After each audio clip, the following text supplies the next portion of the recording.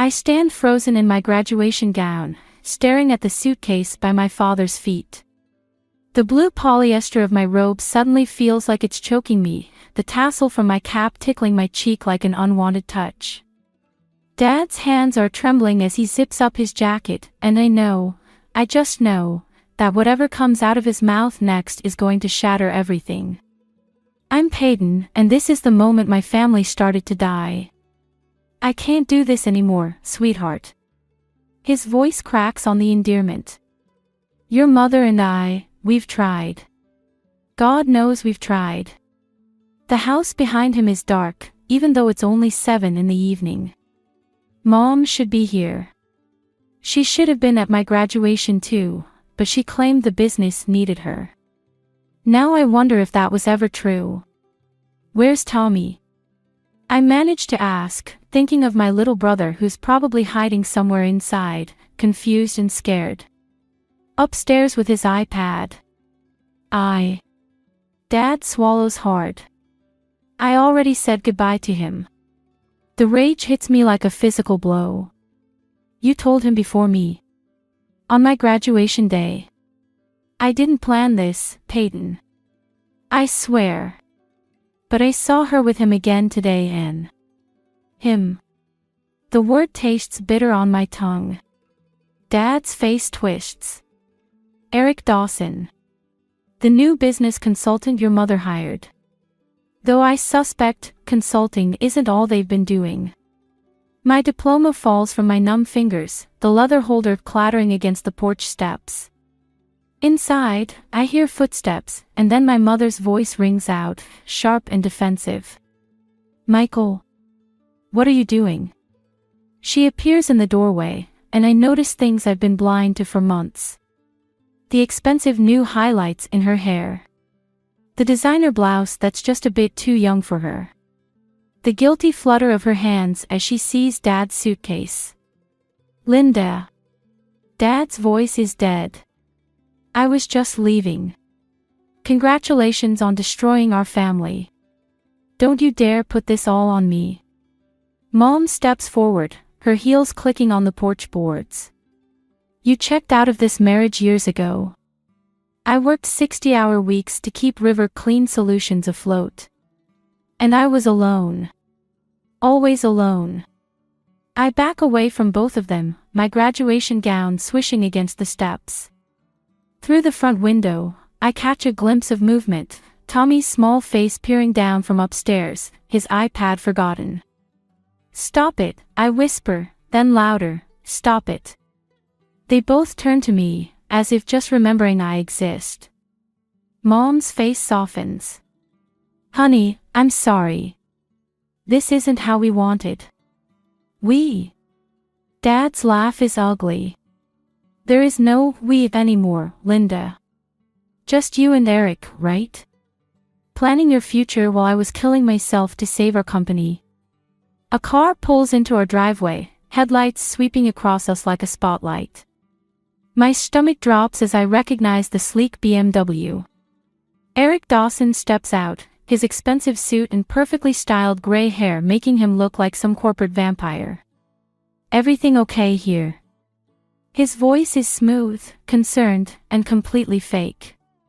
Mom straightens, something hard settling over her features. Everything's fine, Eric. Michael was just leaving. Dad grabs his suitcase, and I reach for his arm. Please, I say, not even sure what I'm begging for. He kisses my forehead, whispering, I'm sorry, sweetheart. I'll call you tomorrow. Then he's gone, walking past Eric without a glance.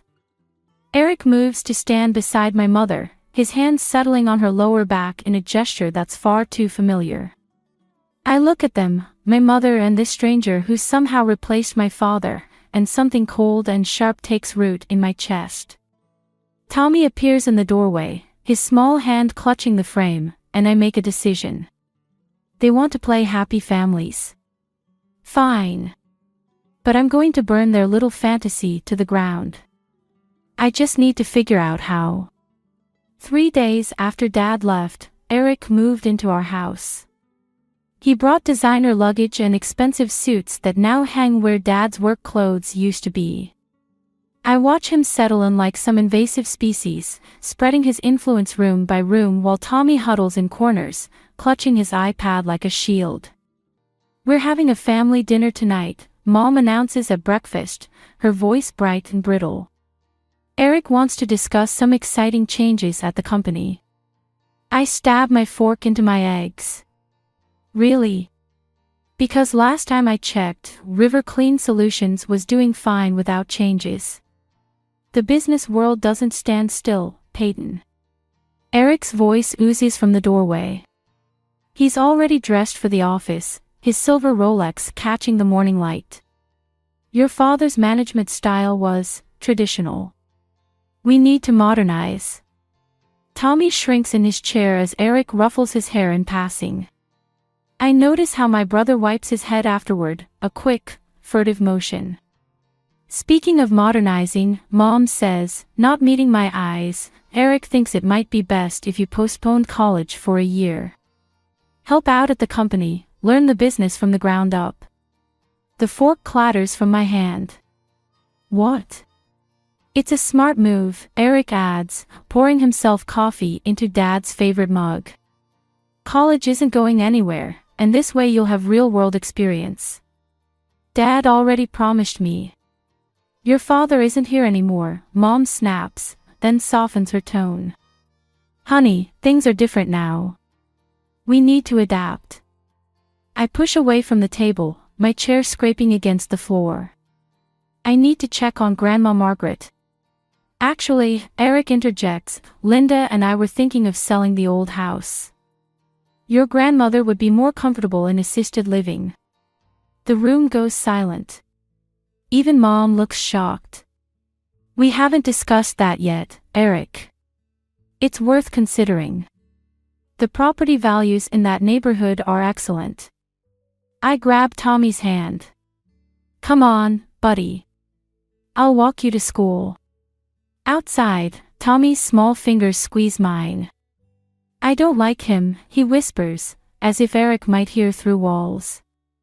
"Me neither, kiddo." We walk in silence until Tommy asks, "Is Dad ever coming back?" My throat tightens. "I don't know.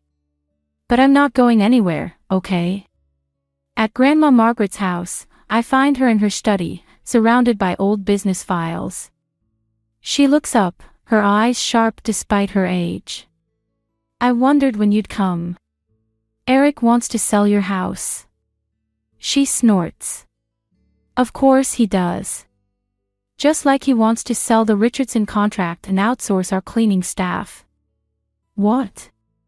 I sink into a chair. "Those families have worked for us for decades. Eric Dawson doesn't care about families." She slides a folder across her desk. "Look at this. His previous consulting jobs. 3 companies in 5 years, all sold off in pieces after he'd modernized them." I scan the documents, my hands shaking. "Does Mom know?" "Your mother sees what she wants to see right now." Grandma's voice softens. "But you, my dear, you see everything, don't you? I need to stop him." "Yes, you do." She opens another drawer, pulls out more files. "Start with these. Financial reports from the last 6 months. Notice anything strange about the new equipment purchases?" I study the numbers, remembering Dad's lessons about business accounting. Then I see it, inflated prices, ghost invoices, money disappearing into consulting fees. He's bleeding the company. Smart girl. Grandma smiles, but it's sharp as a blade. "Now, what are you going to do about it?" My phone buzzes, a text from Mom reminding me about dinner. I think about Tommy, about Dad's empty closet, about Eric wearing his smug smile while he dismantles our family's legacy piece by piece. First, I say, I'm going to that family dinner. Then I'm going to find out exactly where that money's going.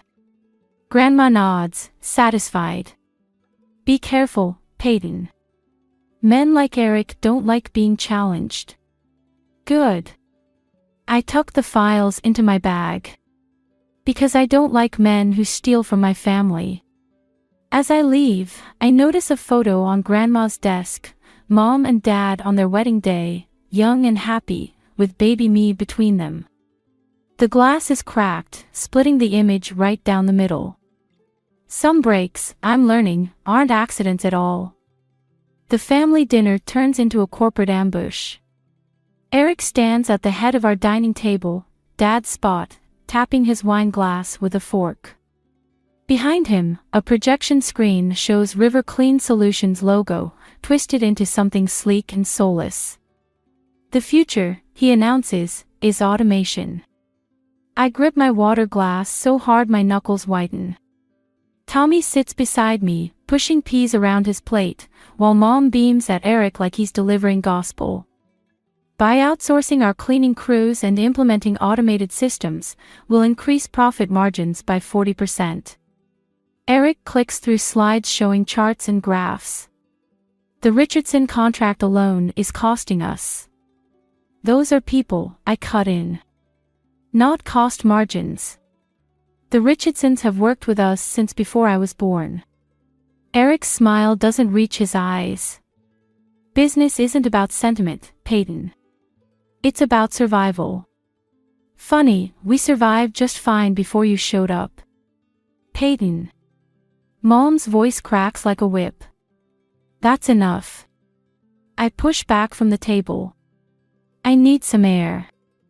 Instead of going outside, I slip into Dad's old home office. Eric hasn't colonized this room yet, probably because Mom keeps it locked. Good thing Dad taught me how to pick locks when I was 12. I'm halfway through the filing cabinet when I hear voices in the hallway. I duck behind the desk just as the door opens. The board meeting's tomorrow, Eric says. Once they approve the restructuring, we can move forward with the asset liquidation. A voice I don't recognize responds, and the old woman. Margaret won't be a problem much longer. I've already contacted Sunset Valley Care Home.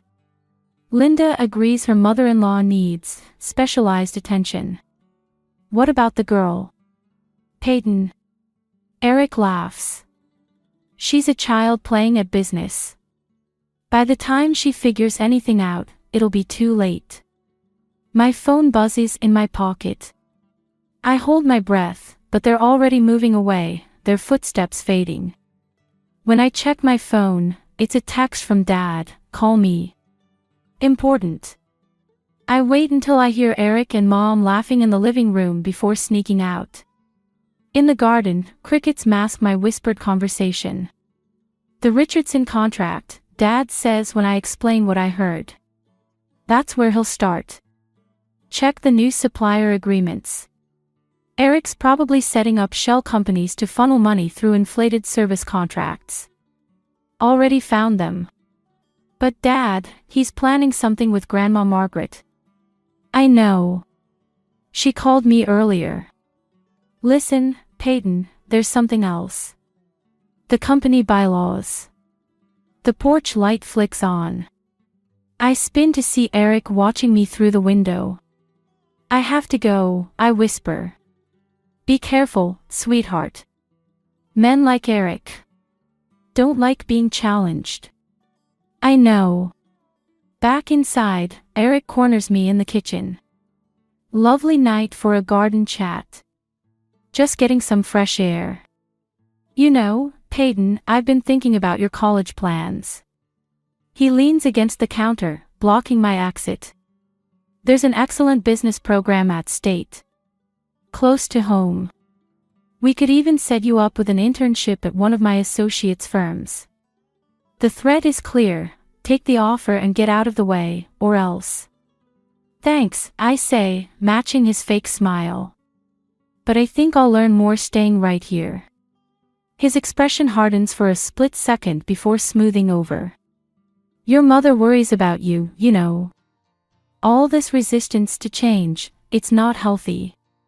Neither is forcing your girlfriend's mother-in-law into a nursing home. Eric's mask slips completely. He steps closer, his cologne suffocating. You should be very careful about what accusations you make, little girl. Family businesses are fragile things. Accidents happen. Is that a threat? It's business advice. From someone who knows how the game is played. I meet his gaze. Funny thing about games, Eric. Sometimes new players change all the rules. Tommy appears in the doorway, his presence breaking our standoff. I brush past Eric, taking my brother's hand. Sweet dreams, Eric calls after us. Tomorrow's going to be a very interesting day. In my room, I pull out Grandma's files and my laptop. Eric wants to play games. Fine. But he's about to learn that some little girls grow up studying how to win. I wake to the sound of sirens.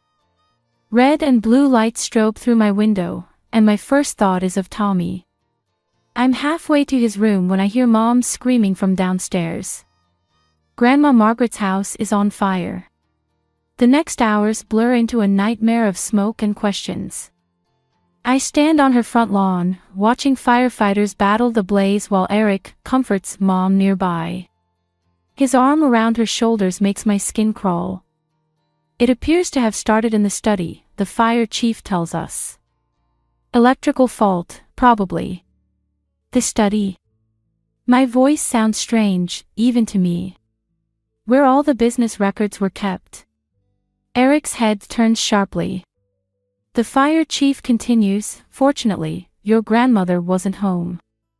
Something about a last-minute dinner with friends. I remember Dad's words about being careful, about Grandma's call to him. She knew. Somehow, she knew this was coming.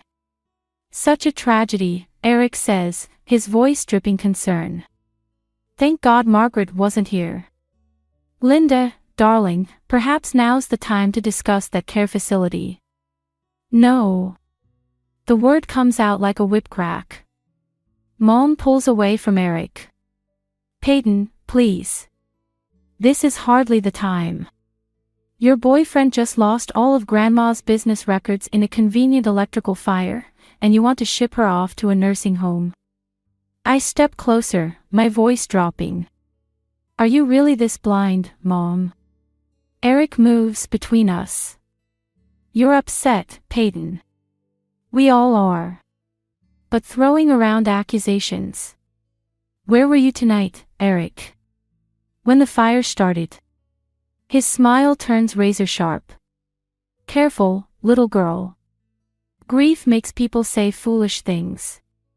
A police officer approaches. Miss Rivers. We found something unusual in the study. Would you come take a look? In the charred remains of Grandma's office, the officer points to a small safe, its door hanging open. Empty, he says. Recently opened, by the looks of it. Any idea what might have been inside? I think of the files Grandma showed me, the evidence of Eric's past schemes. No, I lie. No idea. Back outside, I slip away from the chaos and call Dad. No answer. Then Grandma. Straight to voicemail. My hands shake as I text them both. Where are you? Peyton. Tommy's small voice makes me jump. He's standing in our driveway, clutching his iPad. I saw something. I follow him inside to his room, where he pulls up his tablet's camera roll. I couldn't sleep, he whispers. I was watching out the window. The photo is grainy in the dark, but clear enough. Eric, walking from his car to our house, carrying something that looks like a safe box. When was this? Just before the sirens. Tommy's voice trembles. Is Grandma okay? She's fine, buddy. I hug him tight, my mind racing. But I need you to delete that photo, okay? And don't tell anyone you showed me. Are the bad things going to stop now? I kiss his forehead, remembering Eric's threats about accidents and fragile businesses. Soon. I promise. My phone buzzes, a text from an unknown number, safe. Document secure. Wait for my signal. M. Relief floods through me, followed immediately by rage. Eric thought he could burn away the evidence, but Grandma was one step ahead. Now I just need to figure out his next move before. Peyton. Mom calls from downstairs. Eric wants to discuss the board meeting tomorrow. Given what's happened, he thinks it's best if you don't attend.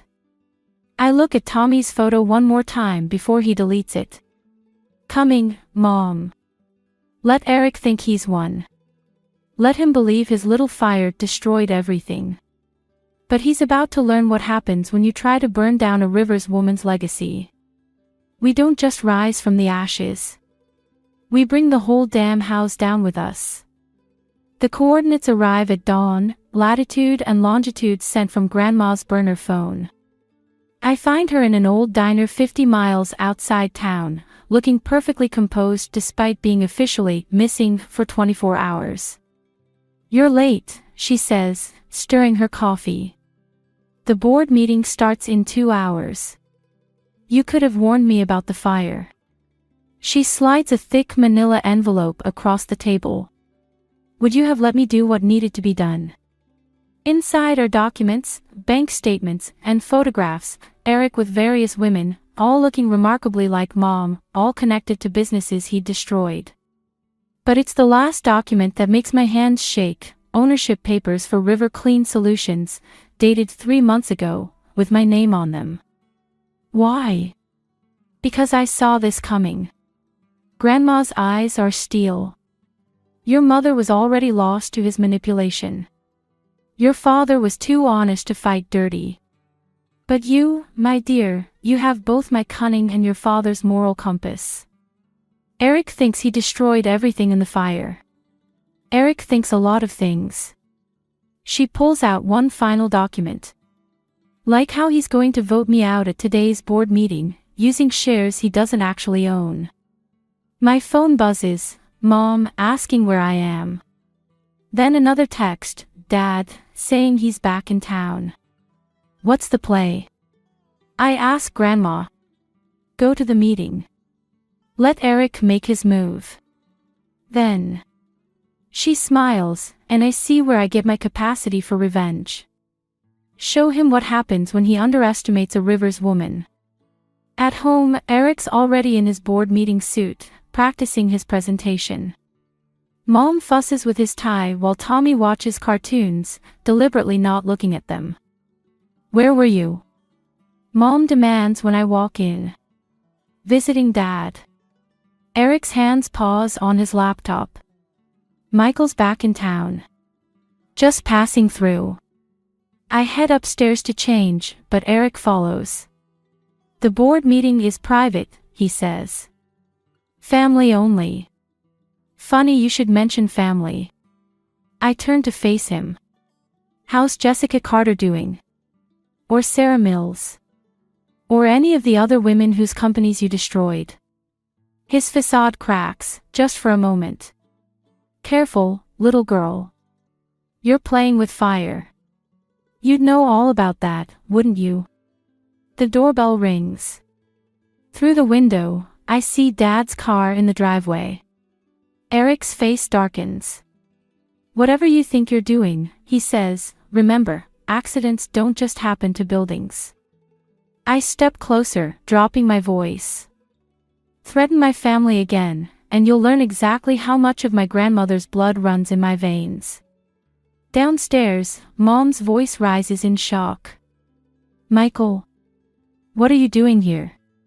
Board meeting, Dad says. I'm still a shareholder, remember. I dress quickly in Grandma's old power suit, found hanging in my closet with a note, time to take back what's ours. In the car, Mom sits between Eric and Dad, the tension thick enough to choke on. Tommy hugs my arm, whispering, are you going to fix it today? Watch and learn, little brother. The boardroom is packed, shareholders, lawyers, and the Richardson family, who Eric didn't expect to show up. He takes his place at the head of the table, confidence oozing from every pore. Today, he begins, we vote on the future of River Clean Solutions. The old guard has failed us. It's time for modern leadership. Actually, I interrupt, standing. First, we need to verify voting rights. Eric's smile freezes. That's not necessary. It is when you're trying to vote with shares you don't own. I pull out Grandma's documents. Because as of 3 months ago, River Clean Solutions belongs to me.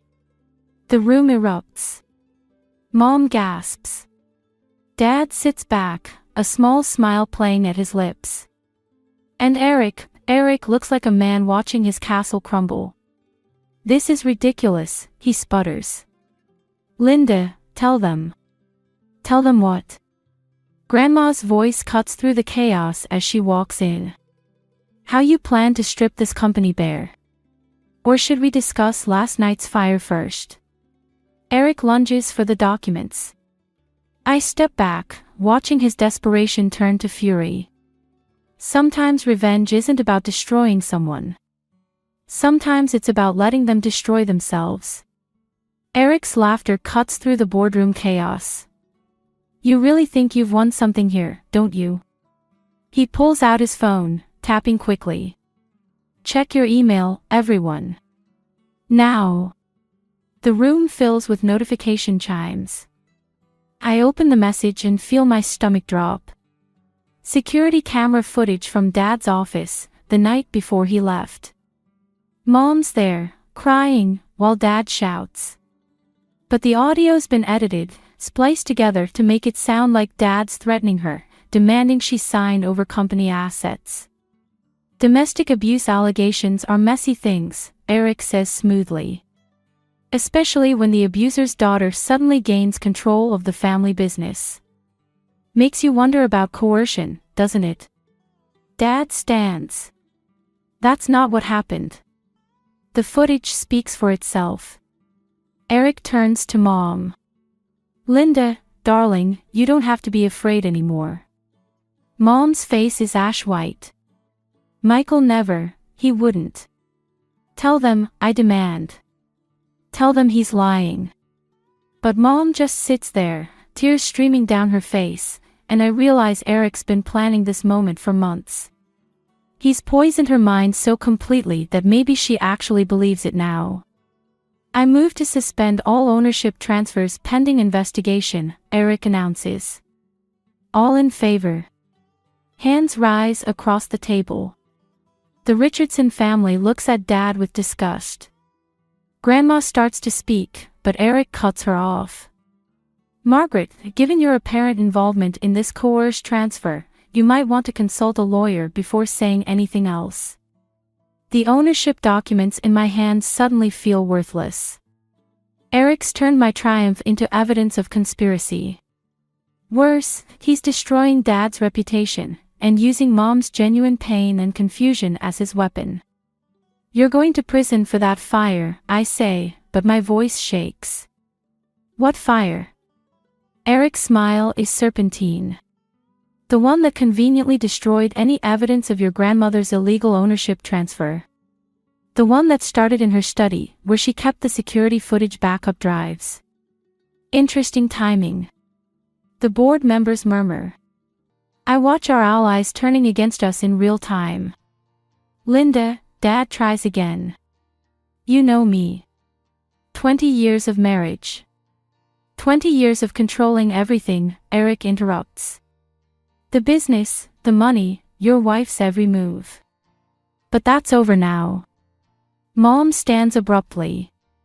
I need air. I'll come with you, Eric says, but she shakes her head. No.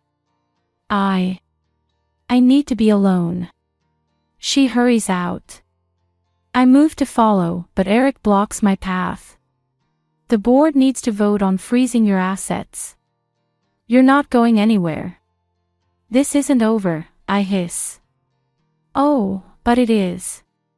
He leans close, whispering. By the way, Tommy's school called.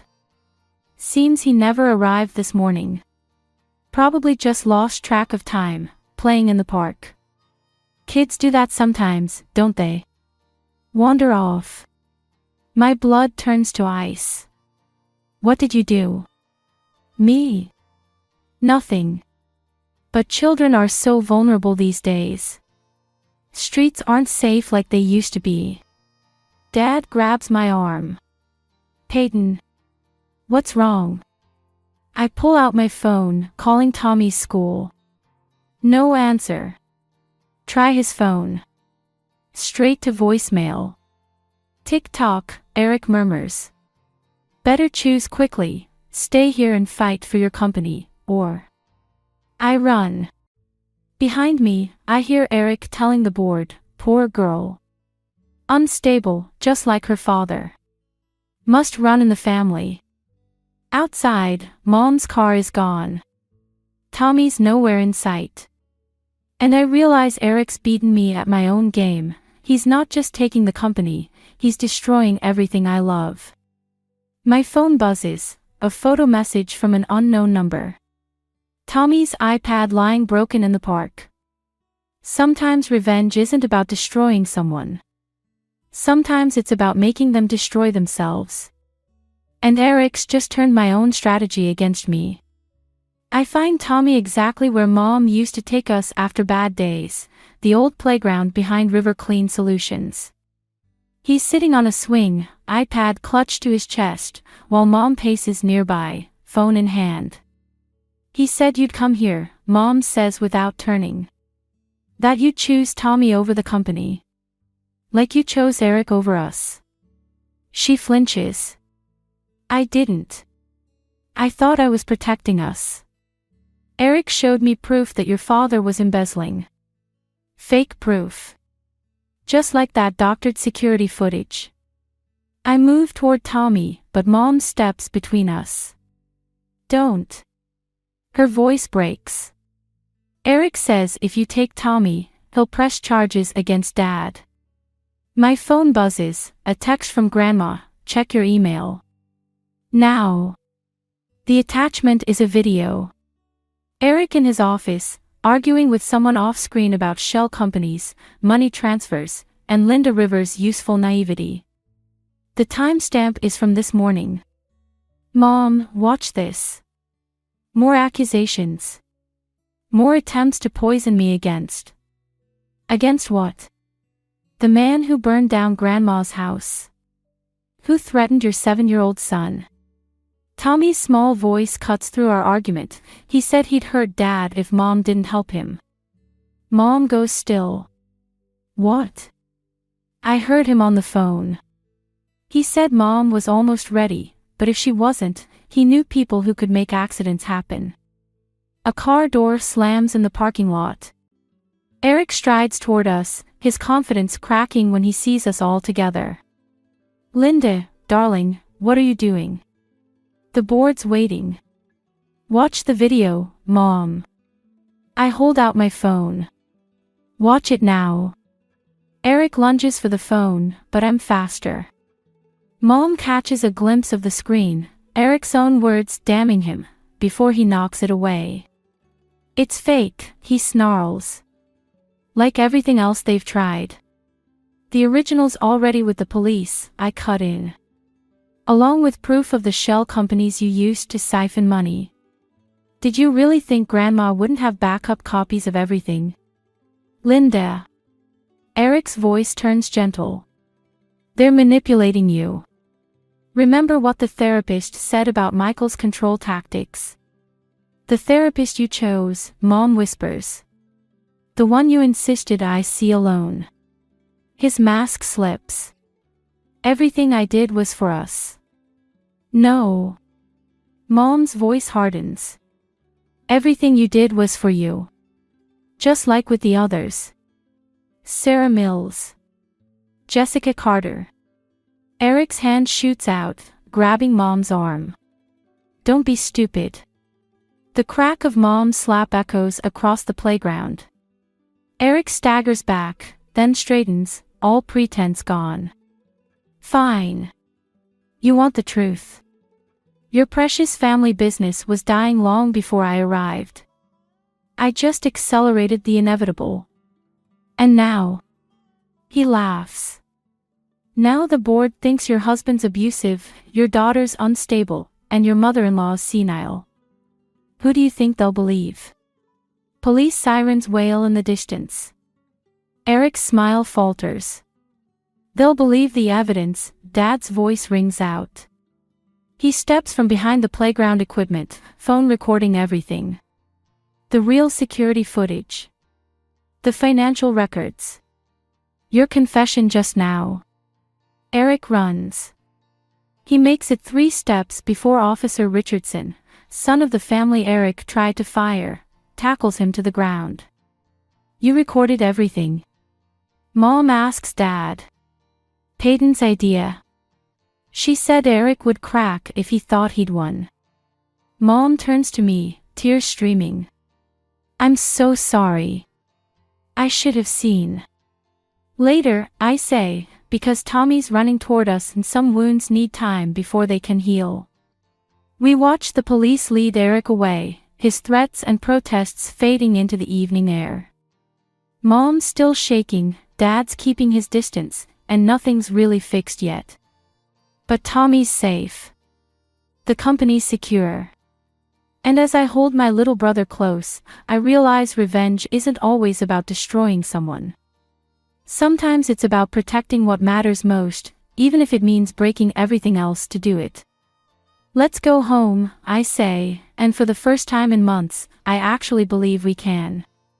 The boardroom feels different now. Maybe it's because Eric's nameplate is gone, or because Mom and Dad sit on opposite sides of the table, or because Tommy's drawings hang on the wall behind my chair. Small changes that mean everything. The Richardson contract is secure, I tell the board. With the original terms intact. Murmurs of approval ripple through the room. Dad nods slightly, he taught me well. Negotiate from strength, but remember the human cost. And the modernization plans? Someone asks. We're updating systems, not replacing people. I slide across proposals for actual improvements, not Eric's hollow schemes. River Clean Solutions was built on family loyalty. That's not changing. The vote is unanimous. As people file out, Mom lingers, twisting her wedding ring, a habit she never broke, even after taking it off. The police found more evidence in Eric's storage unit, she says quietly. Documents from other companies, other women. I know. The files sit in my office, a reminder of what happens when revenge becomes an addiction. He'll have plenty of time to think about his choices in prison. Like I'm thinking about mine. Her laugh is bitter. I let him poison everything. Your father, your graduation, Tommy's sense of safety. Mom. I touch her hand. We all made choices. She looks at me, really looks at me, for the first time since that night. When did you grow up so fast? Around the time I had to. Grandma appears in the doorway, her cane tapping against the floor. The contractors are here about the house repairs. Go, I tell Mom. Help Grandma rebuild. We'll figure out the rest later. After they leave, Dad approaches my chair, his old chair. Ready for your first solo board meeting? Terrified. I straighten papers that don't need straightening. What if I mess up? What if I turn into Eric? Dad shakes his head. Not possible. You know why? Because I have your moral compass and Grandma's cunning. Because you stopped. He sits on the edge of the desk. You had Eric cornered, the company in your control. You could have destroyed your mother's reputation like he tried to destroy mine. But you chose protection over punishment. I chose family. Exactly. Tommy bursts in, iPad displaying his latest game score. Can we get ice cream? Mom said to ask you, since you're the boss now. Chocolate chip? I ask, and his grin is answer enough. At the door, I pause, looking back at the boardroom. The family photos on the walls, 3 generations of River's determination. The empty chair where Eric once plotted destruction. The space between mom and dad that might never fully close. Some things break too completely to fix. But maybe that's okay. Maybe the cracks and missing pieces become part of the story, reminding us what we fought to protect. Coming, boss. Tommy calls. Don't call me boss. I ruffle his hair as I pass. I'm still just your sister. Yeah, but you're scarier now. Like Grandma. I laugh, because he's not entirely wrong. I learned about revenge from Eric, but I learned about power from Margaret Harris. The difference is knowing when to use it, and when to let it go. Outside, Mom and Dad walk on either side of Grandma, discussing paint colors for her rebuild study. They're not together, probably never will be again. But they're talking, and sometimes that's enough. Tommy grabs my hand, pulling me toward the ice cream shop.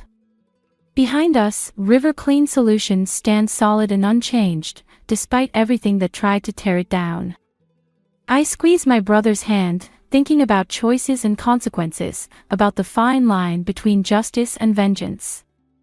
About how sometimes protecting what matters means letting go of what's broken. And sometimes, it means choosing chocolate chip ice cream over corporate warfare. At least for today.